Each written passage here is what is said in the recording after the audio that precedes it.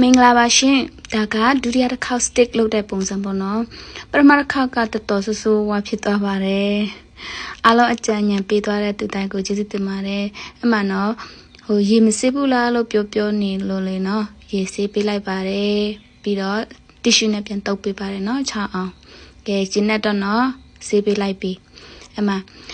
အဲ့လိုဆေးပြီးတော့အသားကိုနည်းနည်းပြန်ထိုးပြရပါတော့အသားကိုနည်းနည်းပြန်ထိုးပြီးတော့စားကိုနေပေးပါတယ်စားကိုနေပေးပြီးတော့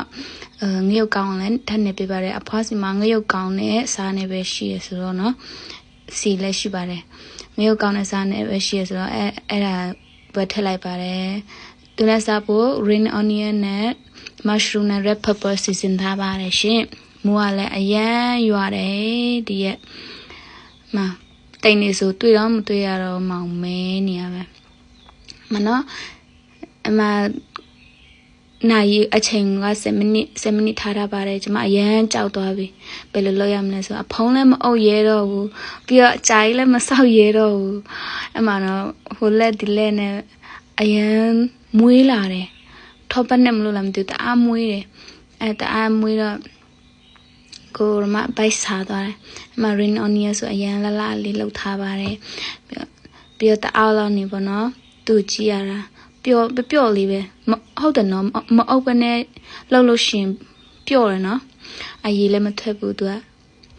တအားမွေးနေပါတယ်ပြီးတော့ green onion ပါခါရဲထည့်လိုက်ပါတယ်ကျွန်မတော့ခွဲပြီးတော့မလှုပ်ချင်တော့ဘူးလေနော်ခွဲပြီးတော့မလှုပ်ချင်တော့တခါတည်းလှုပ်လိုက်ပါတယ်သူရဲ့ကျက်သွန်နီရဲ့အနစ်တွေလည်းအသားထဲမှာစိတ်ဝင်သွားအောင်ဆိုပါပြီးတော့အကောင်လုံးထည့်လိုက်ပါတယ်ထည့်လိုက်မိုးရောငရုတ်ပွားတဲ့အနီရောထည့်လိုက်ပါတယ်အဲ့မှာတော့တူအရသာအနစ်တွေနဲ့သူရဲ့အရသာတွေနဲ့အကောင်လုံးစားလို့ရအောင်ပေါ့နော်အရသာရှိအောင်စားလေးနည်းနည်းထပ်ပါတယ်အဲ့မှာသူလီးကြည့်မယ်နော်ဘယ်လို US အနေထားရှိပြီလဲဆိုခဏလီးကြည့်ပါမယ်အဲ့မှာအသားကနည်းနည်းစိမ့်နေသေးလားလို့ကျွန်မမစားရဲဘူးအဲ့လောက်ဆိုရင်လေနည်းနည်းထပ်ကြည့်အောင်မယ်ဒီလိုအရွယ်ကဘယ်လိုခေါ်လဲမသိဘူးဘာလဲမီဒီယံတော့မဟုတ်ပါဘူးနော်ဒါစိမ့်နေသေးတယ်လေတဲ့ဦးထဲနောက်တစ်ခါပြန်ထည့်ပါတယ်ကျွန်မဒီလိုမစားရသေးဘူးဆိုတော့နည်းနည်းပြန်ချက်လိုက်သေးတယ်ပေါ့နော်ဒါပေမဲ့အဖုံးတော့မအုပ်အဖုံးတော့လုံးဝမအုပ်ရဲတော့ပါဘူးမာသွားမှာဆိုလို့ဒါလေးပျော့လေးပဲဒီတစ်ခါလောက်တာလေအသားလည်းနည်းနည်းပျော့နေတယ်အဲ့မှာခဏလေးစောက်လိုက်ပါတယ်နော်အားလုံးအကြံဉာဏ်ပေးသွားတဲ့အတွက်ကျေးဇူးများတင်တယ်နော်ပထမဗီဒီယိုတစ်ပုတ်မှာလေတယောက်ကပါလဲဟိုဟာနည်းနည်းထည့်ဒီဟာနည်းနည်းထည့်နောက်တယောက်ကအဖုံးမအုံနဲ့နောက်တယောက်ကရေဆေးရမယ်နောက်တယောက်ကဘယ်လိုလဲဘယ်လိုအနေထားပဲနိုင်ဘယ်မိနစ်မှာချရမလဲဆိုတာအကြံဉာဏ်ပေးတဲ့ရောက်စီတိုင်းကျေးဇူးတင်တယ်နော်အဲ့ဒါကြောင့်မလို့ကျွန်မလည်းနောက်တစ်ခေါက်ပြန်လုပ်ကြည့်ရပါတော့ဖြစ်လားမဖြစ်လား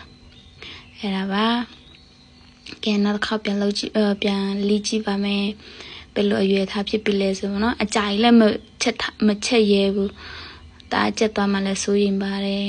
ကဲအခုကတော့ဒီလိုအနေထားလေးပါရှင်ဒီလိုအနေထားလေးရပါပြီရှင်နည်းနည်းတော့ညီသေးရဲ့တဲ့ကျမတော့အရင်မီးကြည့်လိုက်ပါတယ်ရှင်ဝေါအရန်ကောင်းတယ်တကယ်ပျော့လေးနဲ့လေသူကလေစားလို့အရန်ကောင်းနေပါတယ်ကဲဒီအနေထားပဲထားလိုက်တော့မယ်ဆိုပြီးတော့လုပ်လိုက်ပါတယ်ဒါပေမဲ့နည်းနည်းကျမကအသားစိတ်မစားရဲဘူးလေနော်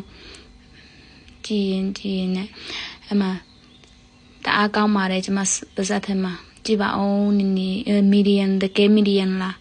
ဒါမီဒီယံလို့ခေါ်လာမသိဘူးစားပူတဲ့လူတွေပြောပြခဲ့ပါအောင်ရှင်ဒီမှာရဲ့ဗီဒီယိုအောက်မှာ comment တွေအများကြီးလာပြီးတော့အကြံပေးတဲ့လူအရောက်စီတိုင်းကိုကျေးဇူးအများကြီးတင်ပါတယ်ရှင်နောက်ဗီဒီယိုလည်းအားပေးကြပါအောင်ရှင်စားတော့မယ်စားတဲ့ဗီဒီယိုလည်းထပ်တင်ပေးပါမယ်ရှင်လာအားပေးကြပါအောင်နော်ကျေးဇူးပါဘိုင်ဘိုင်